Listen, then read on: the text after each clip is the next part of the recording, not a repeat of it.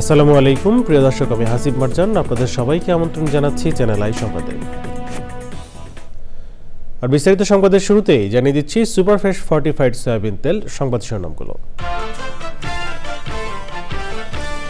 এই মুহূর্তে সবচেয়ে গুরুত্বপূর্ণ নির্বাচিত সরকারের কাছে দায়িত্ব হস্তান্তর, বললেন প্রধান উপদেষ্টা। অন্তর্বর্তী সরকারের 100 দিন পূর্তি উপলক্ষে জাতির উদ্দেশ্যে ভাষণ। গণতান্ত্রিক প্রক্রিয়ায় ক্ষমতা হস্তান্তর সরকারের প্রধান লক্ষ্য হওয়া উচিত, বলেছে বিএনপি। রাজনৈতিক দলের স্বেচ্ছাচারিতা ঠেকাতে সংস্কার চান আন্দোলনকারীরা। বিশ্বে তাপমাত্রা আরও 2 ডিগ্রির বেশি বাড়লে ভয়াবহ বিপর্যয়ের সতর্কবার্তা। জলবায়ু সম্মেলনের আলোচনায় কোটি মানুষের বাস্তুচ্যুত হওয়ার আশঙ্কা।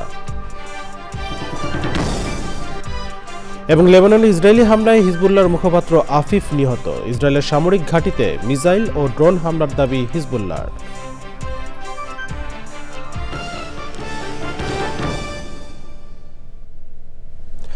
সংবাদ শিরোনামগুলো জানাচ্ছিলাম। এখনকার সংবাদের জন্য একই সঙ্গে চ্যানেলের ইউটিউব চ্যানেল এবং চ্যানেলের ওটিটি প্ল্যাটফর্ম আইস্ক্রিনে লাইভ স্ট্রিম হচ্ছে। চলে যাচ্ছে বিস্তারিত সংবাদে। অন্তর্বর্তীকালীন সরকারের 100 দিন উপলক্ষে জাতির উদ্দেশ্যে দেওয়া ভাষণের প্রধান উপদেষ্টা অধ্যাপক মোহাম্মদ ইউনূস বলেছেন, সরকারের কাছে সবচেয়ে গুরুত্বপূর্ণ কাজ হচ্ছে নির্বাচিত সরকারের কাছে দায়িত্ব হস্তান্তর। প্রায় 34 মিনিটের ভাষণে তিনি আরও বলেন, গত সরকারের সব অপকর্মের বিচার করা হবে, ভারতের কাছে ফেরত চাওয়া হবে শেখ হাসিনাকে। রিপোর্ট করছেন মোস্তফা মল্লিক। অন্তর্বর্তী সরকারের 100 দিন উপলক্ষে সন্ধ্যা 7টায় জাতির উদ্দেশ্যে ভাষণ দেন অধ্যাপক ডক্টর মোহাম্মদ ইউনূস। জাতির উদ্দেশ্যে দেয়া ভাষণে তিনি বলেন, গত 15 বছরে সব অপকর্মের বিচার করা হবে, শেখ হাসিনাকে ফেরত চাওয়া হবে ভারতের কাছে। আমরা অন্তর্বর্তীকালীন সরকারের প্রথম 100 দিন অতিক্রম করলাম। আপনারা জানেন কি কঠিন এক পরিস্থিতিতে আমাদের দায়িত্ব গ্রহণ করতে হয়েছে। ছাত্র শ্রমিক জনতার অভূতপূর্ব গণ অভ্যুত্থানের পর ফ্যাসিস্ট সরকার প্রধান পালিয়ে গেলে দেশ সরকার শূন্য হয় সাময়িকভাবে। পুলিশ প্রশাসন এ সময় সম্পূর্ণ নিষ্ক্রিয় হয়ে পড়লে উদ্বেগজনক এক পরিস্থিতির সৃষ্টি হয়। স্বৈরশাসন টিকিয়ে রাখতে আইনশৃঙ্খলা বাহিনীকে জনগণের মুখোমুখি দাঁড় করিয়ে দেওয়া হয়েছিল। বিপ্লব চলাকালে প্রায় 1,500 ছাত্র শ্রমিক জনতার শহীদী মৃত্যু হয়। এই বিপ্লবে আহত হয়েছে 19,931 জন। প্রতিদিনই তালিকায় আরও নতুন নতুন শহীদের তথ্য যোগ হচ্ছে, যারা স্বৈরাচারের আক্রোশের শিকার হয়ে এই পৃথিবী ছেড়ে চলে গেছেন। প্রতিটি হত্যার বিচার আমরা করবই। জুলাই আগস্ট হত্যাকাণ্ডের বিচারের যে উদ্যোগ আমরা নিয়েছি, তার কাজও বেশ ভালোভাবে এগিয়ে যাচ্ছে। পতিত স্বৈরাচার শেখ হাসিনাকেও আমরা ভারতের কাছ থেকে ফেরত চাইব। কেবল জুলাই আগস্ট হত্যাকাণ্ডই নয়, আমরা গত 15 বছরে সব অপকর্মের বিচার করব। প্রধান উপদেষ্টা বলেন, গুমের সঙ্গে যারা জড়িত তারা যতই শক্তিশালী হোক, যে বাহিনীর সদস্যই হোক, তাদের ছাড় দেওয়ার সুযোগ নেই। আমরা গুমের তদন্তে একটা কমিশন গঠন করেছি। কমিশন প্রধান আমাকে জানিয়েছেন, অক্টোবর পর্যন্ত তারা 1600 গুমের তথ্য পেয়েছেন। তাদের ধারণা এই সংখ্যা 3,500 ছাড়িয়ে যাবে। অনেকেই কমিশনের কাছে গুমের অভিযোগ করতে ভয় পাচ্ছেন, এই ভেবে যে অভিযুক্ত ব্যক্তিদের দ্বারা তারা আবার আক্রান্ত হতে পারেন, ক্ষতিগ্রস্ত হতে পারেন। আমি আপনাদের আশ্বস্ত করতে চাই, আপনারা দ্বিধাহীন চিত্তে কমিশনকে আপনাদের অভিযোগ জানান। কারো সাধ্য নাই আপনাদের গায়ে আবার হাত দেয়। অধ্যাপক ইউনূস স্মরণ করিয়ে দেন, নির্বাচিত সরকারের কাছেই ক্ষমতা হস্তান্তর সরকারের কাছে গুরুত্বপূর্ণ কাজ। আমাদের সবচেয়ে গুরুত্বপূর্ণ কাজ হচ্ছে একটি অবাধ সুষ্ঠু নির্বাচন আয়োজনের মধ্য দিয়ে নির্বাচিত সরকারের কাছে দায়িত্ব হস্তান্তর। আমরা রাজনৈতিক দলগুলোর সঙ্গে আমাদের নিয়মিত যোগাযোগ অব্যাহত রেখেছি। বিভিন্ন ইস্যুতে তাদের মতামত নিয়ে যাচ্ছি। সকলের ঐক্যমত্যের ভিত্তিতেই আমরা সংস্কার প্রস্তাব চূড়ান্ত করব। নির্বাচন কবে হবে এই প্রশ্ন আপনাদের সবার মনেই আছে, আমাদের মনেও সারাক্ষণ আছে। আপনারা লক্ষ্য করেছেন, নির্বাচন আয়োজনের লক্ষ্যে আমরা প্রয়োজনীয় পদক্ষেপ নিতে শুরু করেছি। কয়েকদিনের মধ্যে নির্বাচন কমিশন গঠন হয়ে যাবে। তারপর থেকে নির্বাচন আয়োজন করার সমস্ত দায়িত্ব তাদের উপর বর্তাবে।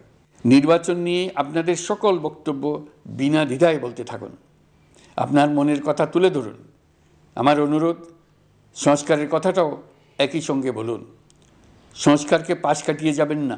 আমি নিশ্চিত নই সংস্কার প্রস্তাব সমূহ বাস্তবায়নের সুযোগ আমরা কতটুকু পাব, তবে আমি আপনাদের কথা দিচ্ছি, আপনারা সুযোগ দিলে প্রয়োজনীয় কিছু অত্যাবশ্যকীয় সংস্কার কাজ শেষ করেই আমরা আপনাদের কাঙ্ক্ষিত নির্বাচন আয়োজন করব। প্রধান উপদেষ্টা বলেন, সরকারকে ব্যর্থ ও অকার্যকর করতে এক মহাপরিকল্পনা কার্যকর আছে। এই অপশক্তিকে ব্যর্থ করতে সবাইকে ঐক্যবদ্ধ থাকার আহ্বান জানান doctor Yunus. Mostafa Mallik, channel I, Dhaka. অন্তর্বর্তী সরকারের সফলতা একান্ত চাওয়া হলেও দেশের অন্যতম প্রধান রাজনৈতিক দল বিএনপি মনে করে প্রধান কিছু বিষয়ে ঐক্যমত্য তৈরি হওয়ায় গণতান্ত্রিক প্রক্রিয়ার মাধ্যমে জনগণের ভোটে ক্ষমতা হস্তান্তর বর্তমান সরকারের প্রধান লক্ষ্য হওয়া উচিত। গণঅভ্যুত্থানে নেতৃত্ব দেওয়া বৈষম্য বিরোধী ছাত্র আন্দোলন বলছে, কোনো রাজনৈতিক দল যাতে আর স্বৈরাচারী না হতে পারে সেজন্য অন্তর্বর্তী সরকারের প্রয়োজনীয় সংস্কার করে যাওয়া উচিত। আরও জানাচ্ছেন মাসুর শাকিল। অন্তর্বর্তী সরকার তার প্রথম ১০০ দিনে বিভিন্ন রাজনৈতিক দলের সাথে নানা ধরনের সংস্কার নিয়ে আলোচনা করেছে, তবে এখনও নির্বাচনের সুনির্দিষ্ট রূপরেখা দেয়নি। ১.৫ যুগ ধরে ক্ষমতার বাইরে থাকা বিএনপি মনে করে নির্বাচনের রূপরেখা ছাড়া সরকারের ব্যাপ্তি বাড়ালে হিতে বিপরীত হবে। আর বৈষম্য বিরোধী ছাত্র আন্দোলন বলছে, ১৬ বছরের জঞ্জাল সরিয়ে জন আকাঙ্ক্ষা পূরণে সরকারের সদিচ্ছা রয়েছে। কাজ এগোচ্ছে, অগ্রগতি হচ্ছে, কিন্তু মানে একটি বিপ্লব পরবর্তী সময়ে, অভ্যুত্থান পরবর্তী সময়ে জনগণ রাতারাতি পরিবর্তন আশা করে। তাদের আশা করাও অযৌক্তিক না, কিন্তু আসলে বাস্তবতা তো একটু অন্যরকম, এই জন্য রাতারাতি পরিবর্তনগুলো হয়ে যায় না। আমি দেখতে পাচ্ছি যে কাজ হচ্ছে। এই সরকারকে ফেল করতে দেওয়া যাবে না, কারণ আমরা সকলের সম্মিলিত প্রচেষ্টায় ফ্যাসিস্টকে বিতাড়িত করা হয়েছে। সম্মিলিত প্রচেষ্টায় আবার দেশটা গড়তে হবে এবং সম্মিলিত প্রচেষ্টায় একটা গণতান্ত্রিক অর্ডার ফিরিয়ে আনতে হবে। এখানে কিন্তু অন্য কিছু কোনো কিছু করার সুযোগ নাই। তো সেই জায়গাটা যারা আজকে সরকার পরিচালনা করছে তাদেরকে অনুধাবন করতে হবে, যেই বিষয়গুলো সবাই মিলে আমরা সকলের ঐক্যমতের পরিপ্রেক্ষিতে সমাধান করতে পারবো সেগুলো করে ফেলা উচিত। ভোট নিয়ে রাজনৈতিক দলগুলোর দাবিকে ছাত্রনেতারা যৌক্তিক বললেও সংস্কারবিহীন নির্বাচনের পক্ষে নন তারা। আর বিএনপির মতে জনগণের ম্যান্ডেট ছাড়া সংস্কার চাপিয়ে দিলে অন্তর্বর্তী সরকারের উপর আস্থার সংকট দেখা দেবে। আপনি যদি মনে করেন আজকে আমি 20টা এই করে দিলাম, কি বলে সংস্কার করে দিলাম, বাংলাদেশ আগামী 50 বছর খুব সুন্দরভাবে চলবে, এর থেকে বড় ভুল আর কিছু হতে পারে না। যারা এই সমস্ত চিন্তা করছে বসে বসে আজকে এগুলো করে দিলাম, এরপরে বাংলাদেশে আর কোনো প্রবলেম নাই, দে আর মিস্টেকেন, তারা ভুল করতেছে। সংস্কার আমরা ঐক্যমত্যভাবে যেটা করছি এটা খুব ভালো, বাকি সংস্কার আসতে হবে গণতান্ত্রিক প্রক্রিয়ার মাধ্যমে। না, সংস্কার কার্যক্রম শেষ হওয়ার আগে ভোট দেওয়া সম্ভব না। হ্যাঁ, কিছু অবশ্যই মানুষের গণতান্ত্রিক নির্বাচিত সরকারের হাতে কিছু সংস্কার দ্রুত গতিতে এগোবে সত্য। গণতান্ত্রিকভাবে নির্বাচিত সরকার সে যারাই আসুক, তাদের হাতে যদি ক্ষমতা ছেড়ে দেওয়া যায়, তাদের জন্য 5 বছর পর্যাপ্ত হবে না সবগুলো কাজ শেষ করার জন্য। এজন্য আমি বিশ্বাস করি যে না, কিছু সংস্কার হয়ে যাওয়া দরকার। বৈষম্য বিরোধী ছাত্র আন্দোলনের নেতারা বলছেন, তারা রাজনৈতিক দলের খেয়ালের উপর আর দেশকে ছেড়ে দিতে রাজি নন। আর বিএনপির দাবি, রাজনৈতিক দলের সমর্থন ছাড়া কোনো সংস্কার টেকসই হবে না। মাসুর শাকিল, চ্যানেল আই, ঢাকা। ছাত্র জনতার আন্দোলনের বিজয়ের দিনে মারাত্মক আহত কাজল মিয়াকে থাইল্যান্ড পাঠিয়েছে সরকার। রোববার দিবাগত রাতে কাজলের স্ত্রী সিনথিয়া সহ এয়ার অ্যাম্বুলেন্সটি ঢাকা ছাড়ে। বিমানবন্দরের স্বাস্থ্য উপদেষ্টা নূরজাহান বেগম বলেন, কাজলের মতো গুরুতর আহত আরও 25 জনকে বিদেশে চিকিৎসা দিতে হবে। আহত প্রত্যেকটি প্রাণ বাঁচানো এবং তাদের সুস্থ জীবনে ফিরিয়ে আনার সর্বোচ্চ চেষ্টা সরকারের অঙ্গীকার। Regional report. 5ই আগস্ট দুপুরে শিক্ষার্থী জনতার বৈষম্যবিরোধী আন্দোলনের চূড়ান্ত বিজয়ের কয়েক ঘন্টা আগে যাত্রাবাড়িতে পুলিশের গুলিতে মারাত্মকভাবে আহত হন জাহাঙ্গীরনগর বিশ্ববিদ্যালয়ের ইংরেজি বিভাগের শিক্ষার্থী কাজল মিয়া। সেই থেকে নিউরোসায়েন্স হাসপাতালে চিকিৎসাধীন ছিলেন তিনি। কাজলের মাথায় অস্ত্রোপচার হয়েছে। গত 3 মাসে তার অবস্থার কিছুটা উন্নতি হয়েছে বটে, তবে বাঁ হাত এবং পা পুরো অচল হয়ে গেছে। রোবোটিক ফিজিওথেরাপি সহ আরও উন্নত চিকিৎসা দিতে কাজলকে থাইল্যান্ডে পাঠানো হলো। ডাক্তার যখন বলেছেন যে এরা স্টেবল হয়ে যখন পাঠানো যাবে, কাজে আমরা তখন থেকে চেষ্টা করছিলাম, কারণ এগুলো তো আমি চাইলেই পাঠিয়ে দিতে পারবো না, কারণ ওই দেশের কোন দেশে তার চিকিৎসাটা হবে, কোথায় ভালো চিকিৎসা হবে, এবং আমরা তো নিজেরা টাকাটা নিয়ে যাব না, টাকাটা কোনো ব্যাংক অ্যাকাউন্টের মাধ্যমে পাঠাতে হবে এবং যেই হাসপাতালে পাঠাবো সেই হাসপাতালের অ্যাকাউন্টে দিতে হবে। তো এদের ক্ষেত্রে যেটা আসছে, ওরা নর্মালি প্লেনে করে যেতে পারবে না, তাদেরকে এয়ার অ্যাম্বুলেন্সে করে নিতে হবে। তো সেই কারণেই কাজলকে আমরা পাঠালাম এয়ার অ্যাম্বুলেন্সে করে, তার স্ত্রীও তার সাথে গেল। আরও একজন অপেক্ষা করছে নিউরো সায়েন্সের, তাকেও আমরা আশা করি কাল নাহলে পরশু আমরা পাঠিয়ে দিতে পারবো। আজকে যে এয়ার অ্যাম্বুলেন্সটা পাঠালাম 64 লাখ টাকা শুধু এয়ার অ্যাম্বুলেন্সে দিতে হচ্ছে। তারপরে আমাদের প্রথমে একটা ইনিশিয়াল ডিপোজিট আমরা 10 লাখ টাকা দিয়েছি, তারপরে ক্রমান্বয়ে তারা যখন যা বলবে সেটি আমরা পাঠাবো, কারণ আমাদের তো এখন জানা হয়ে গেল। মুসার জন্য দিয়েছিলাম 1,75,00,000। তারপরে কাশিমি বলে একজন গেছে, তার জন্য আমরা দিয়েছি 70 লাখ। ফাহিমের জন্য আমরা দিয়েছি 27 লাখ।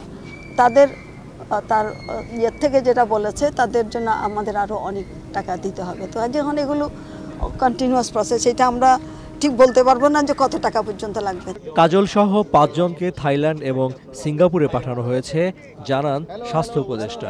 ওই যে রোবোটিক থেরাপির কথা যেটা বলছিলাম, আমি এখানে নিউরোসায়েন্সের দিন মোহাম্মদ আছেন, উনি ওটার ডাইরেক্টর। ওনাকে বললাম যে এই যে রোবোটিক ফিজিওথেরাপি যেটা আমাদের দেশে নাই, আপনি আমাকে ইন্টারনেট ঘেটে কিংবা যেখান থেকে হোক আপনি আমাকে কি কি ইকুইপমেন্ট লাগে এগুলো বাইর করে দেন। যদি পাই কারো কাছ থেকে বিনা পয়সায় যদি নিতে পারি সেটা নিব, অথবা কিনে নিয়ে আসবো। কিনে নিয়ে আসলে এটা তো আমাদের এইবারের ইনজুরিতে শুধু হবে না, ভবিষ্যতে আমাদের তো অ্যাক্সিডেন্ট লেগেই আছে, তাহলে তাদের ক্ষেত্রে এটা কাজ দেবে। জুলাই আগস্ট সময়ে হাসিনা সরকার পতনের আন্দোলনে সহস্রাধিক মানুষের প্রাণ গেছে, আহতের সংখ্যা প্রায় 20,000। রিজভিন আওয়াজ, চ্যানেল আই, ঢাকা।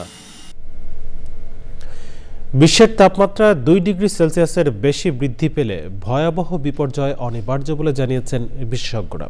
জাতিসংঘ বিশ্ব জলবায়ু সম্মেলনের উচ্চ পর্যায়ের আলোচনায় তারা সতর্ক করে বলেন, এতে কোটি কোটি মানুষ বাস্তুচ্যুত হওয়ার পাশাপাশি সংক্রামক ও মানসিক রোগে জর্জরিত হবে মানব সভ্যতা। পরিস্থিতি উন্নয়নে সবুজ প্রকল্পে ন্যায্যতার ভিত্তিতে পর্যাপ্ত বিনিয়োগ ও কার্যকর পদক্ষেপের আহ্বান পরিবেশবাদীদের।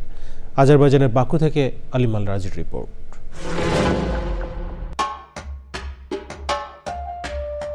হুমকিতে থাকা সভ্যতা রক্ষায় জীবাশ্ম জ্বালানি বন্ধে জোট তৎপরতার মাঝেও বিশ্বজুড়ে এই খাতে ভর্তুকি বৃদ্ধি পেয়েছে 4 গুণ। বিশেষজ্ঞরা বলছেন, দ্রুত কার্যকর পদক্ষেপ না নিলে ধ্বংস হয়ে যাবে উষ্ণমণ্ডলীয় প্রবাল প্রাচীর, গলতে শুরু করবে গ্রিনল্যান্ড ও পশ্চিম অ্যান্টার্কটিকার বরফসহ পার্মাফ্রস্ট অঞ্চলগুলো। বৃদ্ধি পাবে ভাইরাস, জীবাণু ও মানসিক রোগের প্রাদুর্ভাব।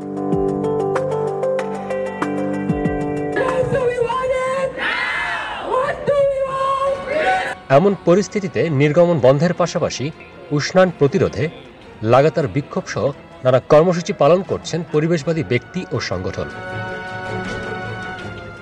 জলবায়ু অভিঘাতে বাংলাদেশের তীব্র শীত, দীর্ঘ খরা ও বন্যা সহ নানা দুর্যোগের চিত্র বিশ্বমঞ্চে তুলে ধরতে নকশি কাঁথার মাধ্যমে দেয়া হয়েছে সংকট ও উত্তরণের বার্তা। They are thinking in profit in the deep, so they don't want to give money to the global south to support the people that is in the territories facing the extreme climate crisis. We work on topics like climate justice, also agroecology and food sovereignty. And in La Via Campesina, we're part of La Via Campesina, which is an international movement. It's the biggest social movement in the world. পরিবেশ বান্ধব প্রযুক্তি, নবায়নযোগ্য জ্বালানি এবং just transition সহ জলবায়ু অভিঘাতে সৃষ্ট সংক্রামক ও মানসিক রোগ প্রতিরোধে অর্থায়ন ঘাটতিকে হতাশাব্যঞ্জক বলছেন বিশ্লেষকরা। মূলত নীতিগতভাবে এগ্রি করতে হবে যে যেই $1 ট্রিলিয়ন দরকার সেটা যেন ওরা আনতে পারে, যেই লস এন্ড ড্যামেজ ফান্ডের টাকাটা থাকার কথা সেটা যেন আসে, যে প্রতিশ্রুতিগুলো আগের 2 কপে দিয়েছে বা প্যারিস এগ্রিমেন্টে দিয়েছে সেটা বাস্তবায়ন হওয়াটা আসলে অনেক বেশি দরকার।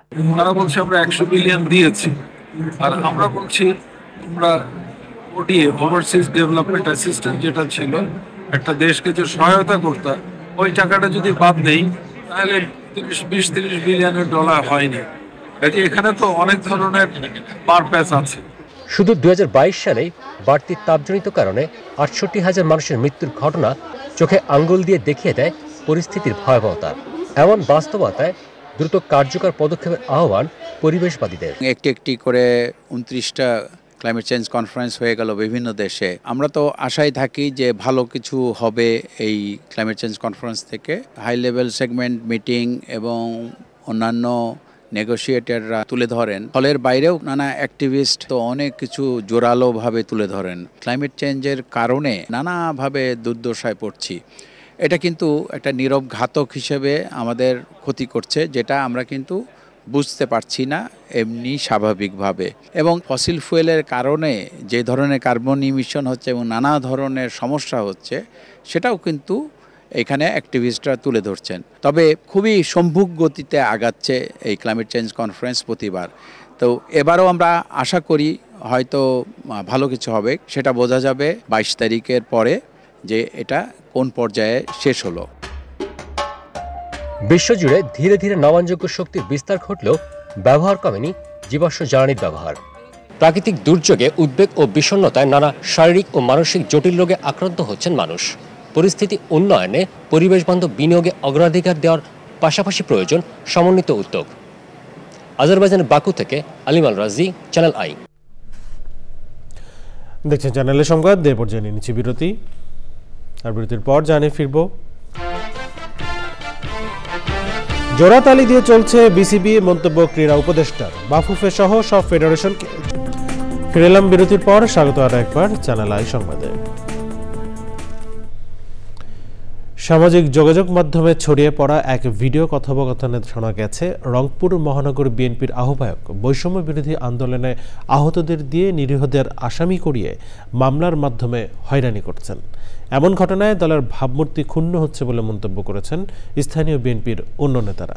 তবে মহানগর বিএনপির ওই আহ্বায়ক বলেছেন, ব্যক্তিগত আক্রোশ থেকে সামাজিক যোগাযোগ মাধ্যমে এ ভিডিও ছড়ানো হচ্ছে। সুমনের ভিডিও চিত্রে মেরিনা লাভের রিপোর্ট। যেহেতু তুমি বাদী, তোমার সয়ে মামলাটা রুজু হয়েছে, 181 জনের নাম তুমি দিয়েছো, এখানে অনেক নিরীহ লোক জড়িত আছে। গত 16 নভেম্বর রংপুর মহানগর বিএনপি কর্মী মামুন রশিদ মামুন ও বিএনপি নেতা কাউসার জামান বাবলার কথোপকথনের এই ভিডিও সামাজিক যোগাযোগ মাধ্যমে ছড়িয়ে পড়ে। ভিডিওতে শোনা যায়, মামুন অভিযোগ করেছেন বৈষম্য বিরোধী আন্দোলনে আহত হওয়ার ঘটনায় তিনি আওয়ামী লীগের 25 জনের নামে মামলা দিতে চাইলে মহানগর বিএনপির আহ্বায়ক শামসুজ্জামান শামু মামলায় 181 জনের নাম অন্তর্ভুক্ত করান। আমি আমার লিস্ট থেকে আমি 25 জনের নাম দিয়েছি, এগুলো 181 জন হয়েছে। আমি এখানে বিএনপির অথরাইজ যে ঊর্ধ্বতন কর্মকর্তা, আমি তাকে দিয়েছিলাম, যে আমাদের আহ্বায়ক, মহানগর আহ্বায়ক জি শামসুজ্জামান শামু। ভুক্তভোগীরা অবিলম্বে তাদের বিরুদ্ধে মামলা প্রত্যাহারের দাবি জানান। আমরা গরিব মানুষ, আমার ছেলের নাম জুয়েল, মিথ্যা দুর্নাম দিয়ে একটা মামলা সাজে দিয়েছে। কিন্তু মামুন রশিদের সঙ্গে কোনোদিন আমার দেখা হয় নাই, বা মামুন রশিদ হয়তো বা আমাকে চিনবে না। কার বা কারো প্ররোচনায় আমাকে এই মামলা আসামি করছে আমি জানি না। মহানগর আহ্বায়কের বিরুদ্ধে অভিযোগের কারণে দলের ভাবমূর্তি ক্ষুণ্ণ হচ্ছে বলে মন্তব্য করেছেন নেতারা। সেখানে 181 জনের নাম দেওয়া হলো, এই লোকগুলোকে আমি চিনিও না, জানি না। সে বলছে শামসুজ্জামান শামুর প্রভাবে, তার হুকুমে সে সই করতে বাধ্য হয়েছে। কেউ হয়রানির শিকার হোক, তো এটি যদি কোনো উদ্দেশ্যমূলক হয়ে থাকে, এটি অনভিপ্রেত এবং এটি আমি মনে করি এর সুষ্ঠু একটি বিচার হওয়া উচিত এবং এটি সাংগঠনিক ব্যবস্থা হওয়া উচিত। মামলায় নাম অন্তর্ভুক্ত করার বিষয়টি অস্বীকার করেছেন বিএনপি নেতা শামসুজ্জামান শামু। এই মামলার সাথে কতজনের নাম দিবা, কার নাম দিবা, এটা কোনো ব্যাপারে আমি তাকে কোনো পরামর্শ দেই নাই। বিএনপির কনভেনার হিসাবে আমি যদি আওয়ামী লীগের নেতাদের যারা সন্ত্রাস করছে, যারা চাঁদাবাজি করছে, আমাদের নেতাকর্মীদেরকে পুলিশকে ধরাই দিছে, তাদের নামে যদি আমি দিতেও বলি, তা বাবলা সাহেবের এখানে সমস্যা কোথায় হলো? গত 13 নভেম্বর রংপুর সহ পার্শ্ববর্তী জেলার ব্যক্তিদের নাম উল্লেখ করে রংপুর মেট্রোপলিটন কোতোয়ালি থানায় বাদী হয়ে মামলা করেন মামুনুর রশিদ মামুন। রংপুর থেকে মেরিনা লাভলি, চ্যানেল আই। 24 ঘন্টার ব্যবধানে পাবনা শহরে আবারও হত্যাকাণ্ডের ঘটনা ঘটেছে। শনিবার শহরতলির হেমায়েতপুরে বিএনপি কর্মী হত্যার পর এবার পাবনা শহরের বড় ব্রিজ এলাকায় ছুরিকাঘাতে যুবককে হত্যা করেছে দুর্বৃত্তরা। এ ঘটনায় 3 জনকে আটক করেছে পুলিশ। রোববার রাতে পাবনা বড় ব্রিজ এলাকার বর্ণমালা কিন্ডার গার্ডেনের সামনে এ ঘটনা ঘটে। নিহত তুষার পাবনা পৌর এলাকার রাধানগরের ময়দানপাড়ার আব্দুল মান্নানের ছেলে। গত বছর শহরের শান্তিনগর মহল্লায় সিয়াম নামের এক স্কুল শিক্ষার্থী হত্যা মামলার প্রধান আসামি ছিলেন তুষার। তবে আটককৃতদের নাম পরিচয় জানায়নি পুলিশ। এ বিষয়ে পাবনা সদর থানার ভারপ্রাপ্ত কর্মকর্তা আব্দুস সালাম বলেন, পূর্ব শত্রুতার জেরে রাতে বর্ণমূলা কিন্ডারগার্টেনের জঙ্গলের ভেতরে ছুরিকাঘাতের ফলে তার মৃত্যু হয়। এ ঘটনায় 3 জনকে আটক করা হয়েছে। উত্তর গাজার বেইত লাহিয়ায় আবাসিক ভবনে ইসরায়েলি বিমান হামলায় অন্তত 72 জন ফিলিস্তিনি নিহত হয়েছে। ফিলিস্তিনের প্রতিরক্ষা বাহিনী বলছে, তাদের একটি দল ঘটনাস্থলে আহত ও ধ্বংসস্তূপের নিচে আটকা পড়াদের উদ্ধারে কাজ করছে। লেবাননের রাজধানী বৈরুতে ইসরায়েলের হামলায় হিজবুল্লাহর মুখপাত্র মোহাম্মদ আফিফ নিহত হয়েছেন। লেবাননের একটি নিরাপত্তা সূত্র এ তথ্য জানিয়েছে। তবে এ বিষয়ে ইসরায়েলের সেনাবাহিনী কোনো মন্তব্য করেনি। আফিফ হিজবুল্লাহর বেশ কয়েক বছর ধরে গণমাধ্যম সম্পর্ক বিভাগের দায়িত্বে ছিলেন। গতদিনে লেবাননের বৈরুতে 145 বার ইসরায়েলি হামলার সম্মুখীন হয়েছে বলে প্রতিবেদন প্রকাশ করেছে। এদিকে ইসরায়েলের হাইফা শহরে সামরিক ঘাঁটিতে ও একটি উপাসনালয়ে কয়েক ডজন মিসাইল এবং ড্রোন হামলা চালানোর দাবি করছে হিজবুল্লাহ। তবে এ বিষয়ে কোনো মন্তব্য করেনি ইসরায়েল। এবারে রয়েছে কৃষি সংবাদ।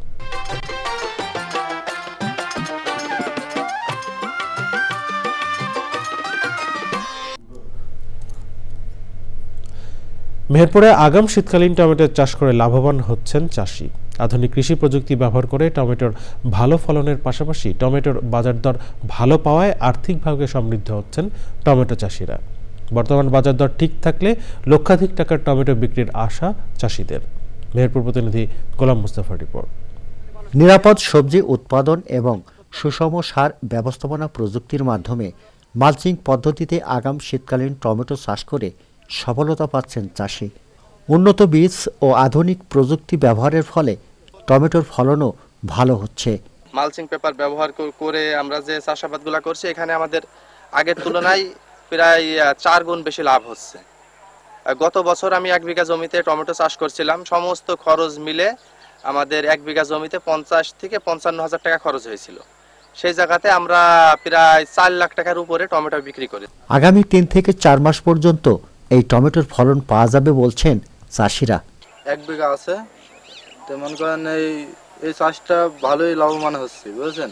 তেমন করেন তুলছি 100 টাকা কেজি, বাজারজাত 100 টাকা কেজি পাচ্ছি।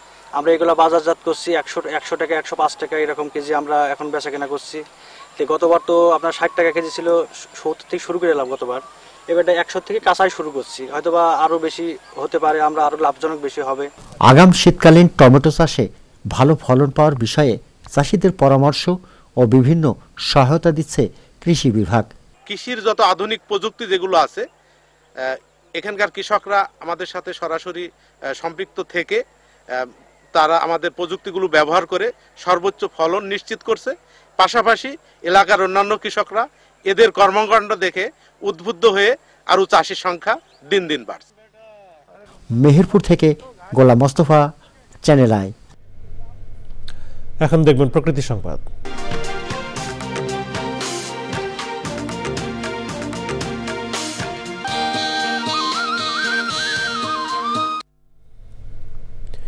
কুড়িগ্রামে গঙ্গাধর নদীর তীব্র ভাঙনে বিলীন হয়েছে বসতভিটা, শিক্ষা প্রতিষ্ঠান, বাজার ও বিস্তীর্ণ ফসলি জমি। মাত্র 3 দিনের ব্যবধানে নদী গর্ভে চলে গেছে 200 বসতবাড়ি। সব হারিয়ে উদ্বাস্তু নদী পাড়ের হাজারো মানুষ। ভাঙন রোধে টেকসই বাঁধ নির্মাণের দাবি জানিয়ে আসলেও আশ্বাসের বাণীতেই থমকে আছে প্রশাসনের তৎপরতা। শ্যামল ভৌমিকের তথ্য ভিডিওচিত্রে রিপোর্ট করছেন আফরোজা হাসি। শূন্য পড়ে আছে বসতভিটা। একসময় যেখানে ছিল প্রাণচঞ্চলতা, রচিত হতো সুখ দুঃখের গল্প। কিন্তু গঙ্গাধর নদীর ভয়াবহ ভাঙন থেকে বাঁচতে বসতভিটা ছেড়েছেন নাগেশ্বরী উপজেলার নারায়ণপুর ইউনিয়নের বালারহাট বাজারের আশপাশের শত শত পরিবার। ভাঙন ঝুঁকিতে মাদ্রাসা, কবরস্থান, বাজার ও বিদ্যালয় সহ বিস্তীর্ণ এলাকা। আমাদের এলাকায় প্রায় 2 শতাধিক বাড়ি ঘর ভেঙে গেছে। সরকার থেকে বহু লোক আসলো গেল, সাংবাদিক এলো গেল, বহু কিছু হইলো। সরকার থেকে শুনলাম 50,000 বস্তা আইছে, তারপরে 5,000 বস্তা ফেলাইলো, নাই চলে গেল। গঙ্গাধার নদীর কবলে আমাদের 200 বাড়ি ঘর ভেঙে অন্য স্তরে বিভিন্ন জায়গায় চলে গেছে, তাদের অস্তিত্ব নাই। বন্যার ক্ষয়ক্ষতি কাটিয়ে না উঠতেই ভাঙন তাণ্ডবে দিশেহারা স্থানীয় বাসিন্দারা। আমাদের বিশাল একটা গ্রাম ছিল, ইতিপূর্বে গঙ্গাধার নদীর ভাঙনে অনেকগুলো গ্রামবাসী, অনেকগুলো বাড়িঘর ভেঙে গিয়েছে। ধরেন এটা নদী 20 বছর আগে বাজারটা হয়েছে, বালাহাট বাজারটা ধরেন এখন বাজারটা হুমকির মুখে পড়ে হয়েছে, নদীর কাছারে পড়ছে। প্রায় 200 মতো বাড়িঘর নদী ভাঙনের কারণে আমরা এখানে বিচ্ছিন্ন হয়েছি। 5000 মতো বস্তা ফেলাইতে মনে হলো যে, তারপরে শুনলাম যে 50,000 বস্তা আসার, পরে শুনলাম না আর আসেনি, বস্তা ওই দিক থেকে শেষ। ভাঙন রোধে ব্যবস্থা নেওয়ার আশ্বাস পানি উন্নয়ন বোর্ডের। গঙ্গাধর নদীর সুরক্ষার জন্য আমাদের চলমান কোনো প্রকল্প এই মুহূর্তে নেই, প্রস্তাবনাও আমাদের এখন স্টাডিতে নেই। তবে এখানে ভাঙন রোধের জন্য আমরা প্রয়োজনে পরিদর্শন করে আমরা বাজেট চাহিদা প্রেরণ করব। যদি আমরা বাজেট পাই তাহলে টেন্ডারের মাধ্যমে আমরা কাজ বাস্তবায়ন করব। আশ্বাসে সীমাবদ্ধ না থেকে দ্রুত কার্যকর পদক্ষেপের দাবি স্থানীয়দের। নদী ভাঙনে উদ্বাস্তু পরিবারকে পুনর্বাসনে সরকারি সহায়তা চান ভুক্তভোগীরা। আফরোজা হাসি, প্রকৃতি ও জীবন ডেস্ক, চ্যানেল আই। জানাবো খেলার খবর।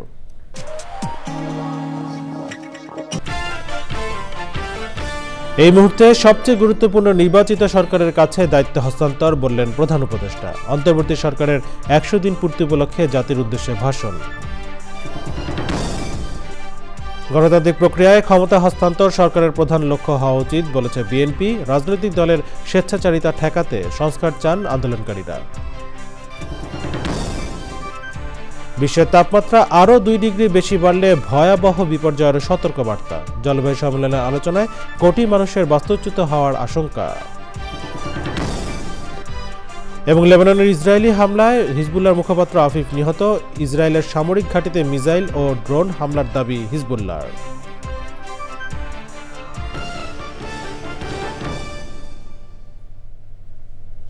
চ্যানেলের সর্বশেষ সংবাদ জানতে ভিজিট করুন channelionline.com-এ। যুক্ত থাকুন আমাদের সোশ্যাল মিডিয়া প্ল্যাটফর্মগুলোর সাথে। এই ছিল চ্যানেলের সংবাদ এখনকার আয়োজন।